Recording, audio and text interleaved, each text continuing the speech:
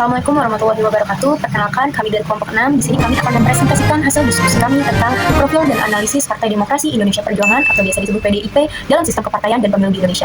PDIP sendiri merupakan salah satu partai politik terbesar di Indonesia yang berideologikan nasionalisme dan berasaskan Pancasila. Partai ini memiliki lambang kepala banteng dalam lingkaran merah yang menjadi simbol kekuatan dan perjuangan rakyat.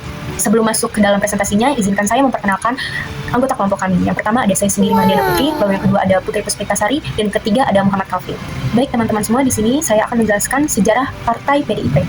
Yang pertama itu ada tahun berdirinya PDIP. Tahun berdirinya PDIP itu ada pada tanggal 10 Januari 1973. Selanjutnya itu ada tokoh pendiri. Tokoh yang paling berperan dalam lahirnya PDI Perjuangan ini adalah Megawati Soekarno Putri. Megawati menjadi simbol perjuangan kader PDI yang menolak campur tangan pemerintah pada masa Orde Baru. Yang belakang PDI ini sendiri.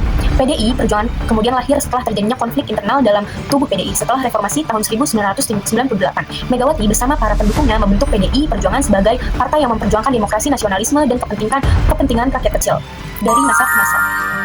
Dari tahun 1999 atas menangnya pemilu pertama era reformasi. Lalu 2001 Megawati menjadi Presiden Republik Indonesia yang ke-6. 2014 PDIP mengusungkan Jokowi dan menang Pilpres. 2019 Jokowi kembali menang lagi dalam Pilpres, dan kemarin terakhir di 2024 PDIP tetap menjadi salah satu partai terbesar nasional.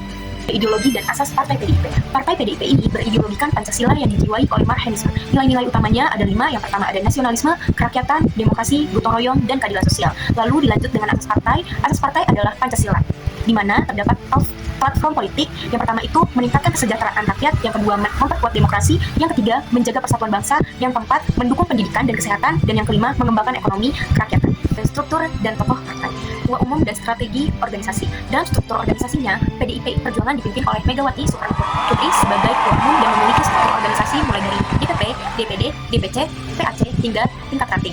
Lalu tokoh penting Partai PDIP: Megawati Soekarno Putri, Puan Maharani, Ganjar Pranowo, Tri Risma Maharani, dan Ahmad Basarah. Yang ketiga ada figur yang berpengaruh. Figur yang paling berpengaruh adalah Megawati Soekarno Putri karena berperan sebagai pemimpin sekaligus simbol perjuangan partai. Selain itu ada Puan Maharani yang juga menjadi tokoh penting sebagai ketua DPR RI dan salah satu representasi generasi penerus partai.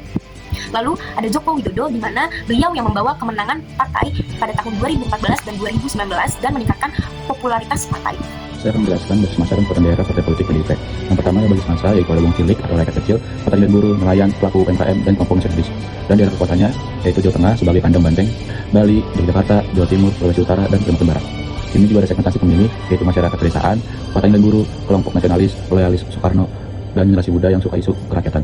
Dan terakhir ada kelompok sosial pendukung, yaitu petani, buruh, nelayan, pelaku UMKM, kader akar rumput partai, dan simpatisan nasional. Please. Selanjutnya saya akan membeberkan perolehan suara dan kursi pemilu 2024. Yang pertama ada total suara sah yaitu 25.387.279.000 dengan persentase 16,72%. Yang kedua ada total kursi DPR RI yaitu 110 kursi dengan persentase 19,3%. Biar saya kampiran di sini. Selanjutnya ada strategi kampanye partai. Yang pertama itu media sosial kampanye digital, ada Instagram, Facebook, Twitter, YouTube, TikTok. Yang kedua ada strategi kampanye digital, yaitu konten video pendek, siaran langsung atau live campaign, dan branding tokoh partai.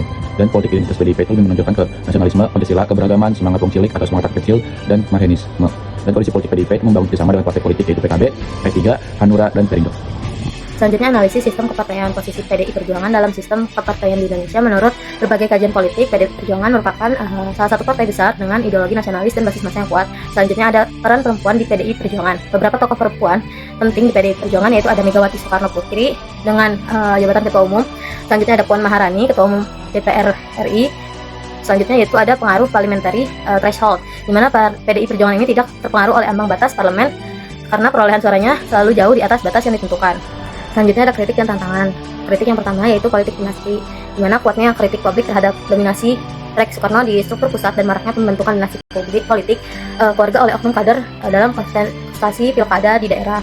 Yang kedua yaitu korupsi kader. Kasus korupsi bernilai besar yang menjerat para kader-kader utama PDI Perjuangan. Selanjutnya ada tantangan yaitu penurunan elektabilitas, yaitu yang mengalami penurunan persentase total suara nasional dari 19,33% pada tahun 2019 menjadi 16,72% pada tahun 2024. Akibatnya pecahnya suara pemilih pro Jokowi dan kesulitan menggait suara Gen Z atau milenial yang dinamis.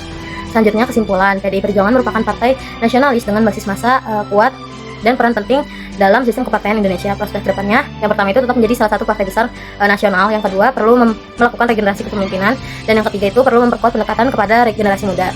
Relevansi dalam demokrasi, PDI Perjuangan berperan dalam menjaga demokrasi, pluralisme, serta fungsi pengawasan terhadap pemerintahan melalui parlemen. Sekian presentasi dari kami, kurangnya mohon maaf. Wassalamualaikum warahmatullahi wabarakatuh.